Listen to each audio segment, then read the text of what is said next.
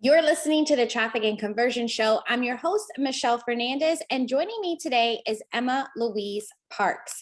Now, Emma-Louise is a business strategist and mindset coach for ambitious introverts, empaths, and highly sensitive entrepreneurs, and the host of the Ambitious Introvert Podcast. She works with entrepreneurs to help them grow and scale successful, sustainable online businesses. With 10 plus years experience, she has personally coached over 100 individuals. She is a strategic life coach, trained facilitator, NLP master practitioner, and holds accreditations in EFT, TFT, and the law of attraction. So cool.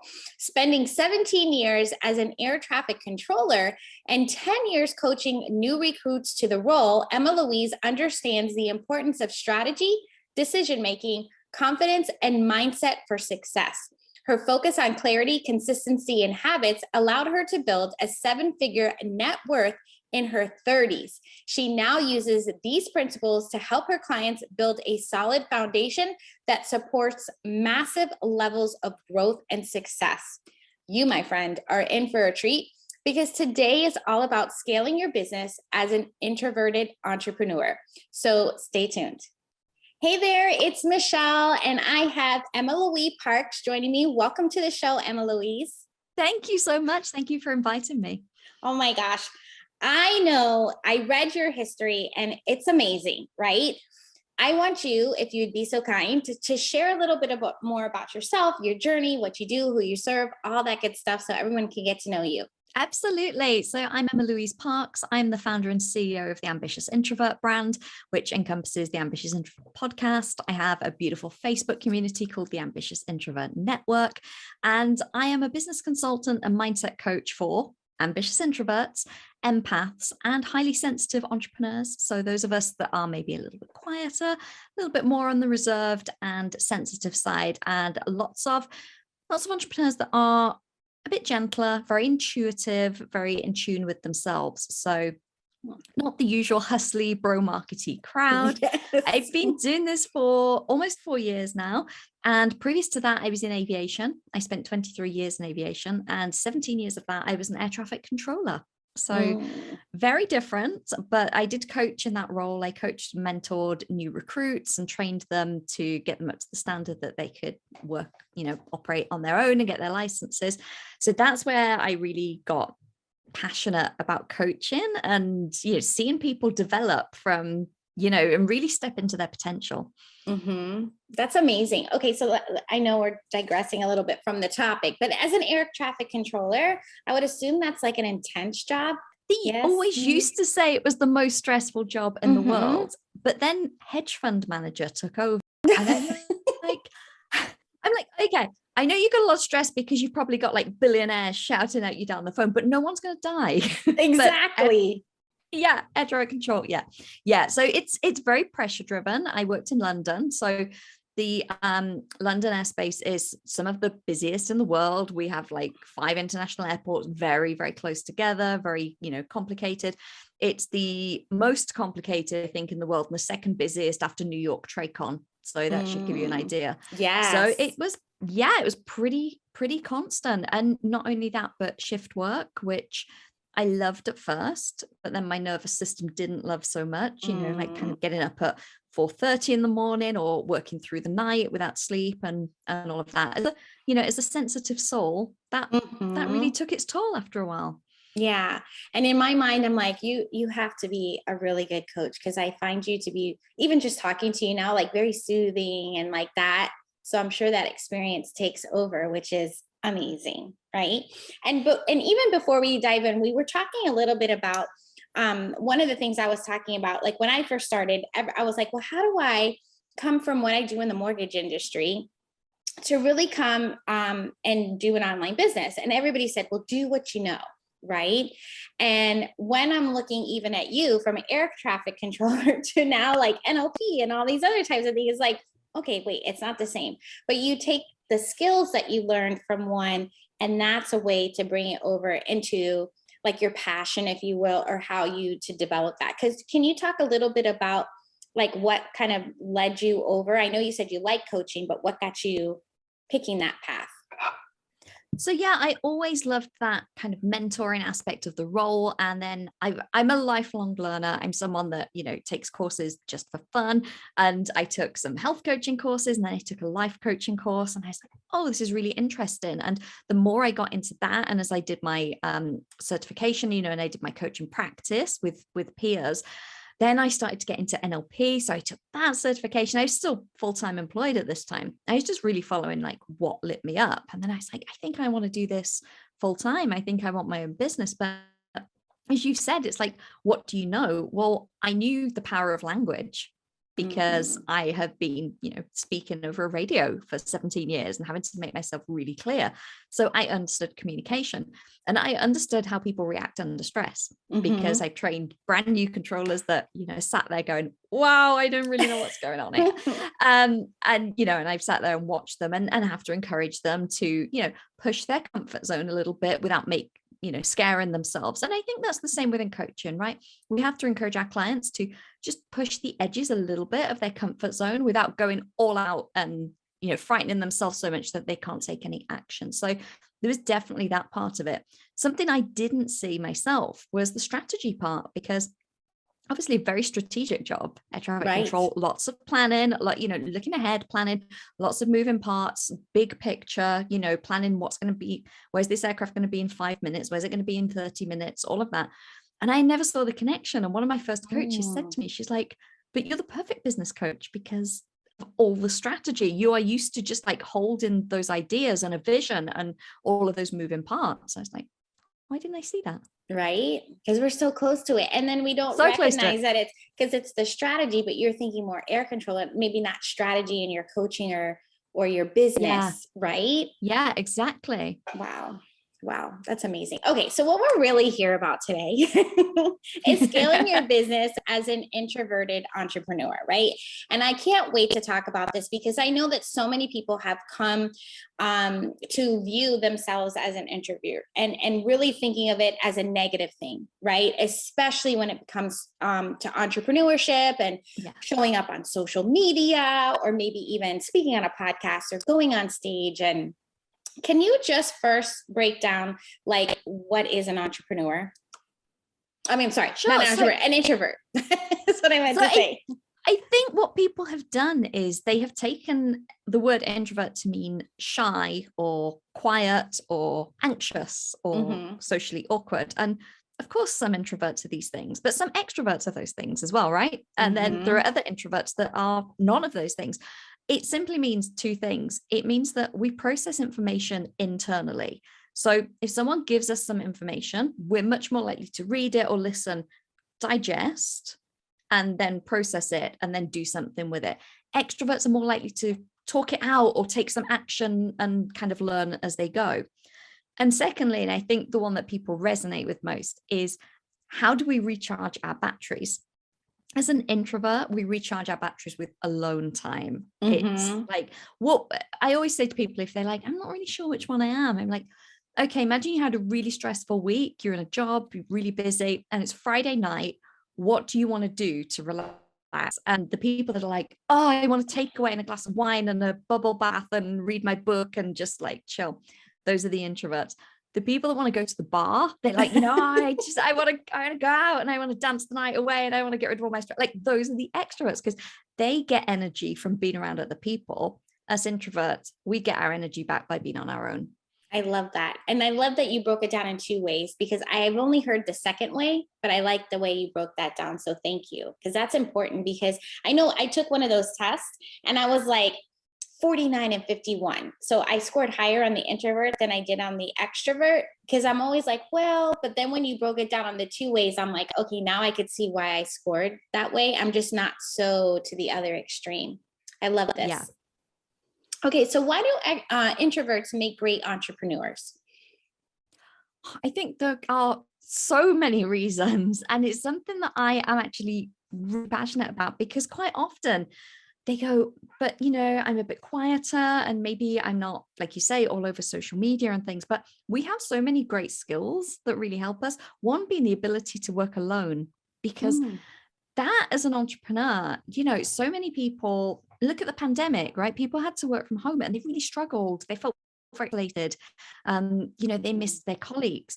Actually, as an introvert, you're probably going to really enjoy working alone, which means that you are going to get so much done in your own business, be a bit more, I'm going to say, of a self-starter. You don't need people around you kind of egging you on, or you don't need the whole like office culture. That could be really tricky for some extroverts. They might feel really lonely and isolated. So for introverts, the ability to work alone is great. And also we love to go deep about the things that we are really passionate about. And that is that thing about internal processing again, right? I think, a lot of extroverts love to watch reels and, quick wins and all of that. A lot of my audience, I like to read like a really good blog post and, that takes kind of like 15, 20 minutes and really get deep into something. And we do the same with our business. Like I'm passionate about coaching. So I've gone really deep into coaching. I've learned lots about it, got, different certifications.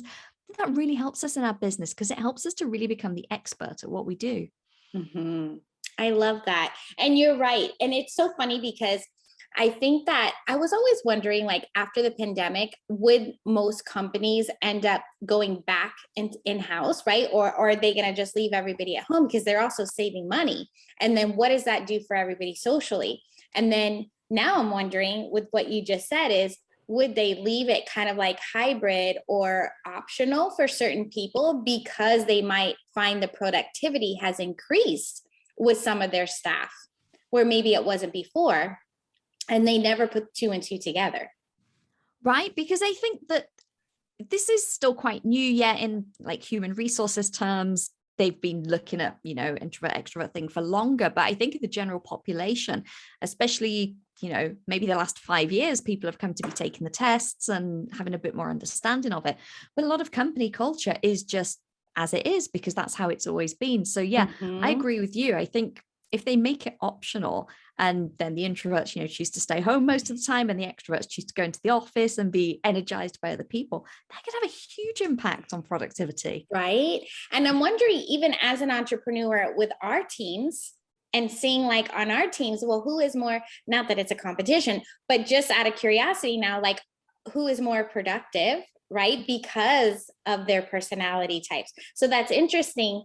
Do you, have you ever considered like as an entrepreneur, when you're hiring your team for specific roles, like as an introvert versus an extrovert? So would that like introvert have a more productive kind of task role kind of thing? So I always like to know what team members are, but I don't hire them based on it. But I think it's great to have an idea. And funnily enough, my first two team members, I'm INFJ and they were ENFJ. So they were like the extroverted version of me, but they were doing things like, client outreach and, outreach for the podcast and different things like that. So actually it worked really well because they understood me and they understood how I operated, but they had that energy to go and connect with people that maybe I didn't. So I think it's worth considering, like you say, if you have a team, if you have a lot of extroverts on the team, how can you create a culture? Can you make that everyone meets up on Zoom, once a week so that they feel really connected? Or can there be a check-in on Slack once a day or something? But also knowing for the introverts, it may be like, this is what needs doing this week. And actually they're just fine to go and do it. Yeah, I love that. I never clicked in my head until you just said that. I think that's so cool. So let me ask you, like, when we're talking about doing research, like how can sometimes the research hold us back? And how can we use it to our advantage instead? So as introverts, we love to go deep. We love to really understand something. And like I say, anyone else might read a blog post on it. We would read 3 books. And this can really be advantageous because it means that we get into that expert status. We learn so much. And that in turn gives us confidence because the more we know about something, the more we're likely to share it with people, or the more we are likely to utilize it. It's just that really fine line between constant research with no action or implementation. I always say to my clients, I'm like, go and do this, go and do like competitor analysis or market research or whatever the thing is that you're going to do, but set a timer and like know when it's enough, because you can spend 3 days learning about email marketing, but you can also spend 30 minutes. Yes. Yes. So you don't get stuck in this like rabbit hole of, and then I do find that then sometimes then you're not productive, right? Because then it's like, you're like, I just want to learn. I just want to keep finding out. And do you ever find that they feel like then they're never ready because they're constantly researching? Yeah. And that's definitely how I felt at the start of my journey, because look, the background that I came from, as we've discussed, a safety critical background, like I had to do things right.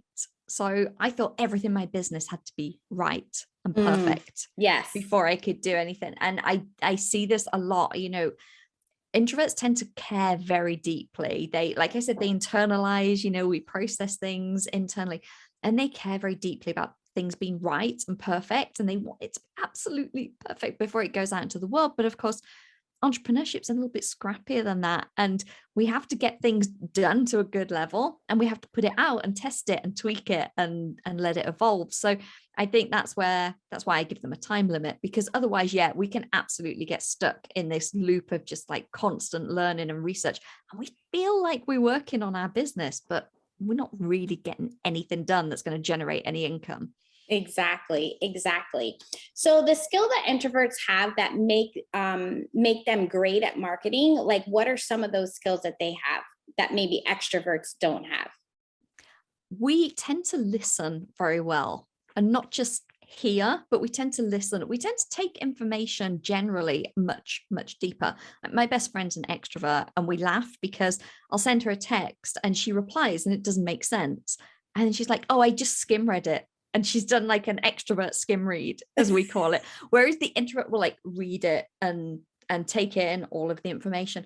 And that goes the same for listening, right? People can hear things, but when you really, really listen to what your audience is saying, when you really, really listen to your clients, then you start to understand people on a deeper level. And just intuitively knowing and understanding people, that has been the biggest thing for me in my business, because I don't follow a lot of marketing strategies that you see, the gurus or bro marketers and stuff. I think like, what would my people want? Like, how long do they want to decide if they're going to buy this? Would they like to hear about this by email? How would they feel about personal outreach? And I just think about it like that. And because I now understand these people so well, because I've worked with them for so long, it enables me to create a business that feels good for everyone. So I think that is one of the biggest skills.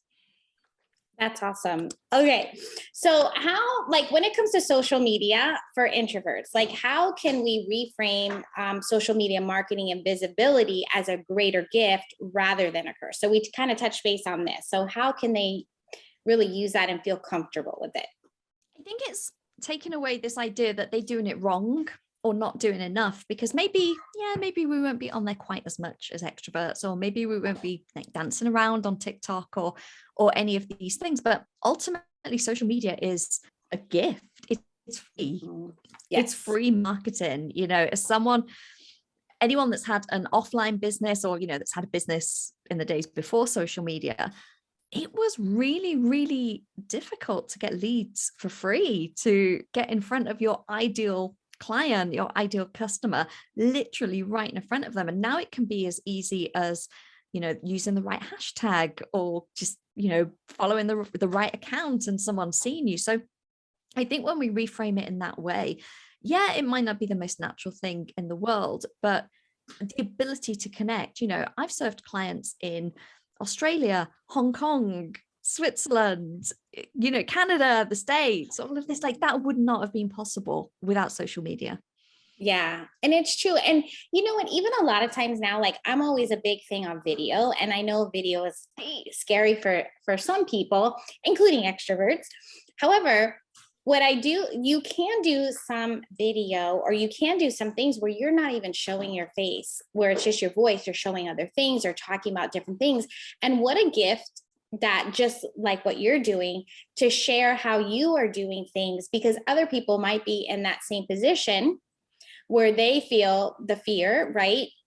Yet you're showing them how they can make it and do certain things in business or do other things because they are an introvert too. So sometimes it's like, we have to show up as the CEO that we are, right? And say, okay, I know this is scary, but I got to do this for my business, and really see it as making that bigger impact on the world or on your community, rather than just kind of being focused on you.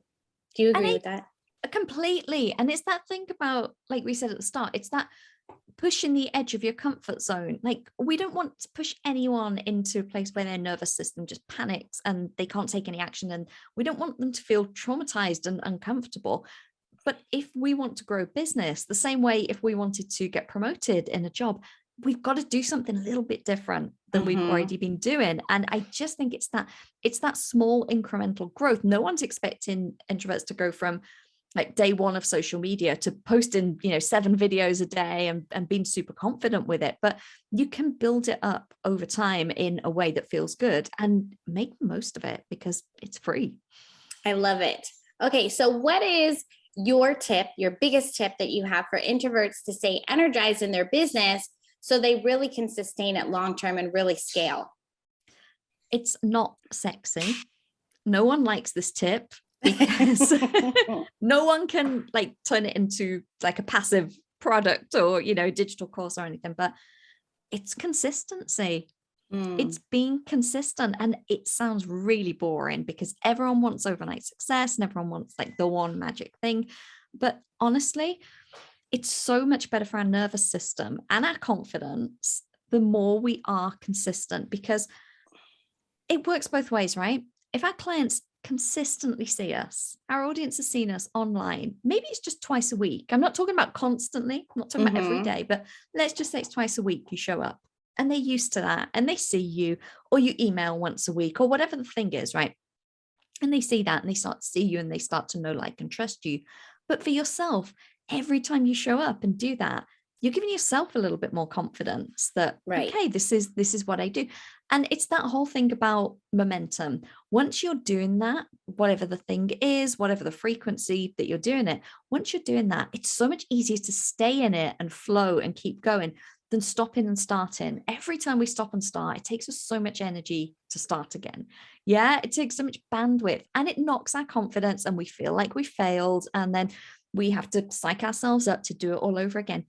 But it's actually so much easier to do it consistently. And I remember a stage in my business, it was about, 2 and a bit years in, and I just got fully booked and like a load of stuff happened. The podcast really took off. And one of my friends said to me, she was like, "Oh, you've just like blown up. What have you done?" And I was like, "I've done the same thing every week for the last year."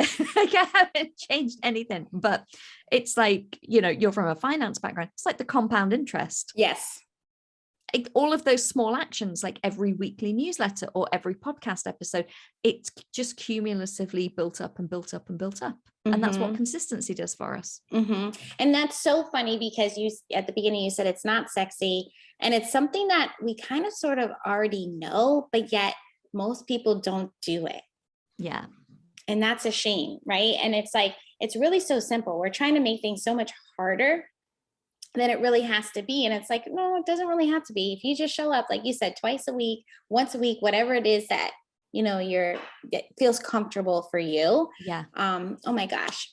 Is there anything else that you would like to share as a takeaway? I think just to know that business can look very black and white, and it can look like we've just touched on, there's this one big thing, if you buy this program, then it will be success. Or if you just like nail emails or something, that will be the success. But knowing that it's much more nuanced than that, and it's a mixture of everything. And like, you don't have to have all of the answers. It doesn't have to be black and white. There can be a gray area, and you can make your business work in your way, and you keep working until it works. That's where that consistency will pay off. It doesn't matter whether you're introvert, extrovert, whatever. When you keep doing those things and you feel good about them, that's what will turn into the success. I love that. Thank you for those kind words. Okay. So welcome. It's time for Michelle's Hot Minute. So I'm just going to ask you a few rapid fire questions. So just answer the first thing that comes to mind. It's totally going to be fun. Okay. Okay. Right. I love it. Okay. What is one recommended book that every entrepreneur should read? Profit First by Mike Michalowicz. What is your guilty pleasure? Watching Jeopardy. Would you rather be by the beach or by mountains? Oh, that is so hard. By mountains, because I live by the beach. So the mountains are different. Love it. Okay. You're up for karaoke. What song would you pick? as an introvert, you probably would not pick anything. I'm going to go with American Pie by Don McLean. Oh, I love it. What is your favorite way to de-stress? Essential oils in the bath, candle, fiction book. Love it. What tells you most about a person? Their body language. And what is your favorite travel destination? Chicago. Yay. That was so much fun, right? Thank you. Yeah, I'm always up for that. See, some people would be like, I'm not prepared, but I'm like, no, let's see what comes up. Yeah, that's so good. I so appreciate you joining me today. Can you tell everyone where they can find you? Absolutely. So the brand is Ambitious Introvert. So on Instagram, we're at Ambitious Introvert. On LinkedIn, it's /Ambitious Introvert. And the podcast is the Ambitious Introvert Podcast. I would love anyone to come along and listen. And obviously the website is ambitiousintrovert.com. Love it. Love it. Thank you so much again for joining me. I hope you had a good time and sharing your goodness with everybody. Thank you. I did. Thank you so much for inviting me, Michelle. All right. Well, there you have it. With Emma-Louise, definitely go check her out. I'll drop where you can find her in the show notes. I hope you enjoyed the show. Until next time, let's grow your business together.